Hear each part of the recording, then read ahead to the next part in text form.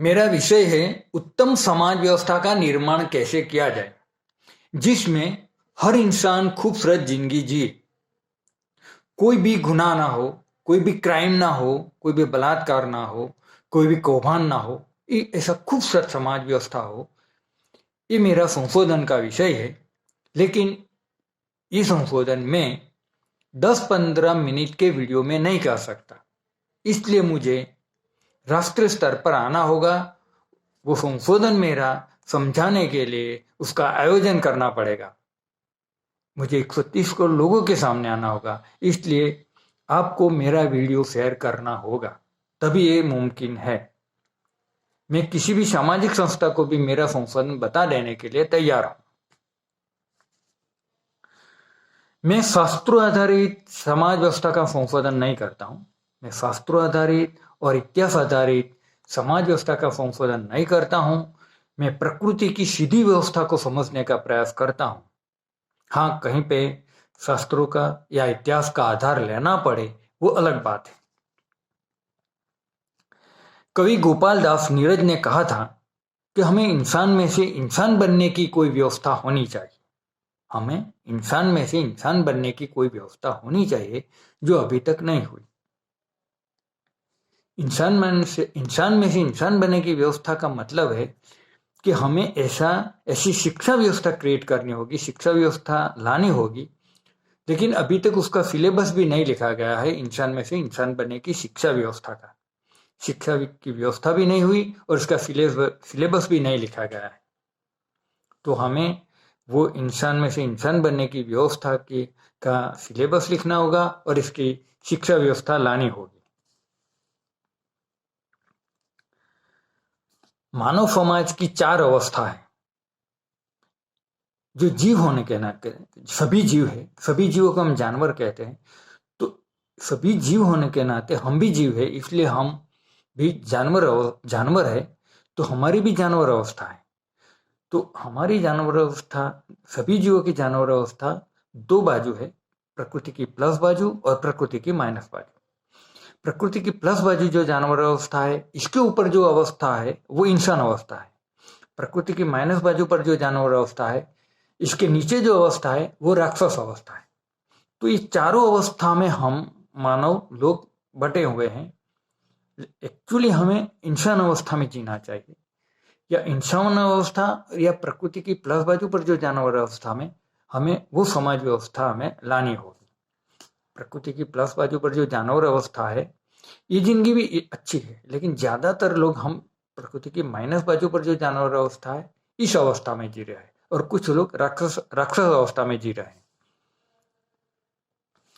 अब शिक्षा व्यवस्था नहीं है। अब देखो, शबनम और सलीम दोनों ने मिलकर शबनम के परिवार को खत्म कर दिया। शबनम ने अपने माँ बाप, भाई भाभी और उनके बच्चों को मार डाला। तो वो तो पढ़ी लिखी थी, तो वो राक्षस अवस्था में क्यों चली गई? क्यों चली गई? क्योंकि इंसान को इंसान बनाने की जो शिक्षा व्यवस्था होनी चाहिए वो हमारे देश में नहीं है। इस वजह से शबनम राक्षस अवस्था में चली गई और उसने अपने माँ बाप को, भाई भाभी को और उनके बच्चों को मार डाला। तो इसके लिए जिम्मेवार कौन? शिक्षा व्यवस्था अगर आ जाती और शबनम को वो शिक्षा मिल जाती तो शायद ये घटना ना होती। तो शिक्षा व्यवस्था क्या है कि 6 साल की लड़की से लेकर 18 साल की लड़की को 12 साल में पूर्णतः स्त्री तत्व की शिक्षा देनी होगी, क्योंकि 18 साल की लड़की स्त्री, पत्नी और मां के दायरे में आती है। लेकिन पूर्णतः स्त्री तत्व से 18 साल की लड़की को तैयार करना होगा, तब ये समाज व्यवस्था खूबसूरत होगी। इसी तरह 6 साल से लेकर 21 साल के लड़के को, जो 21 साल का लड़का है वो पुरुष, पति और पिता के दायरे में आता है, लेकिन ये अर्थ उन लोगों को मालूम नहीं है।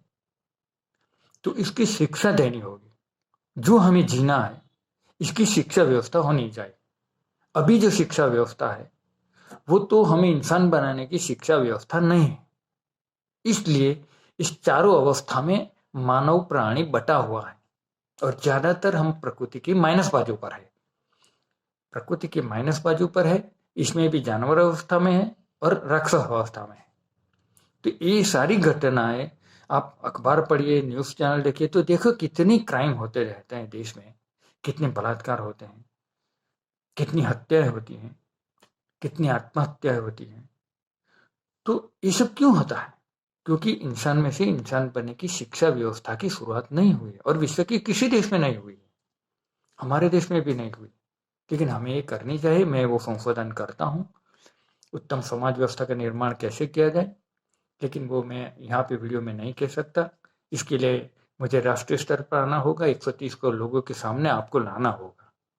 मैं इतना सक्षम नहीं मैं खुद वहां जा सकूं। देखो, सास बहू के झगड़े होते रहते हैं हर घर में, तो सास और बहू वो दोनों माँ का रूप है और माँ के ऊपर तो हमने ऊंचा ऊंचा साहित्य लिखा है। फिर भी ये सास बहू मिलकर एक पुरुष की जिंदगी को खत्म कर देती है, कभी कभी पुरुष को मजबूर कर देती है आत्महत्या करने के लिए। कहाँ तो वो परिवार की हत्या करने के लिए मजबूर हो जाता है। कहीं पे स्त्री यानी कि पत्नी अपने प्रेमी के साथ मिलकर पति की हत्या कर देती है। कहीं पे पत्नी प्रेमी के साथ मिलकर अपने खुद के बच्चों को, नन्हे नन्हे बच्चों को मार डालती है। कहीं पे पति प्रेमिका के साथ मिलकर पत्नी को मार डालता है। कहीं पे पति प्रेमिका के साथ मिलकर अपने परिवार को खत्म कर देता है। तो ये सब क्यों होता है? क्योंकि इंसान को इंसान बनाने की शिक्षा व्यवस्था जो होनी चाहिए वो अभी तक नहीं हुई है। हाँ, कुछ लोग अपने आप इंसान बनते हैं, बहुत कम लोग यानी अगर हम गिनती करें 1 से तो शायद 20 का अंक भी पूरा नहीं होगा, इतने भी इंसान नहीं है हमारे देश में। तो हमें ये संशोधन करना होगा, वो सिलेबस लिखना होगा और तब ये बच्चों को पढ़ाना होगा सारे तत्वों के बारे में, स्त्री तत्व, पुरुषत्व और ऐसे बहुत सारे तत्व है। मैं वो सारी गुण धर्म जिसको हम मिटा नहीं सकते उसको मैं तत्व कहता हूँ। तो वो तत्व का ज्ञान हमें देना होगा बच्चों को, तब जाके खूबसूरत समाज व्यवस्था होगी। हमारे देश में ज्यादातर तो न्याय होता ही नहीं। अब न्याय, निर्भया केस ले लीजिए, निर्भया केस में न्याय नहीं हुआ, 4 दरिंदों को फांसी देकर फाइलें बंद कर दी गई, न्याय तो अधूरा रह गया। वो न्याय कैसे अधूरा रह गया वो मैं समझाना चाहता हूं राष्ट्रीय स्तर पर आकर कि निर्भया केस में न्याय अधूरा रह गया। ज्यादातर न्याय अधूरा रह जाता है इस वजह से न्यायपालिका में करोड़ों केस पेंडिंग होते हैं क्योंकि न्याय अधूरा होता है। इसलिए एक बार न्याय हो गया, किसी एक घटना पर न्याय पूरा हो जाता है तो ऐसी घटना हमारे देश में दूसरी नहीं होगी। लेकिन न्याय अधूरा रह जाता है और देश में समस्या का धैर्य हो जाता है, समस्या का धैर्य लग जाता है। तो मैं भारत सरकार को हिंसा का सदुपयोग करना सिखाना चाहता हूं। भारत सरकार को हिंसा का सदुपयोग करना सिखाना चाहता हूं कि हिंसा का सदुपयोग करके ये देश में अहिंसा का साम्राज्य लाए। लेकिन भारत सरकार को हिंसा का सदुपयोग करना नहीं आता है। वो बलात्कार रोकने के लिए सख्त कानून बनाते हैं लेकिन परिणाम लक्षी कानून नहीं ढूंढ पाते।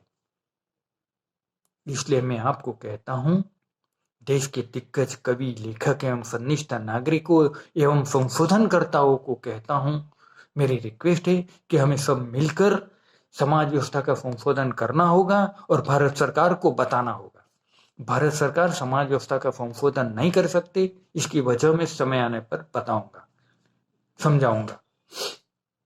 तो हमें समाज व्यवस्था का संशोधन करना है और हम लोग क्या कहते हैं कि हमें वर्तमान में जीना चाहिए।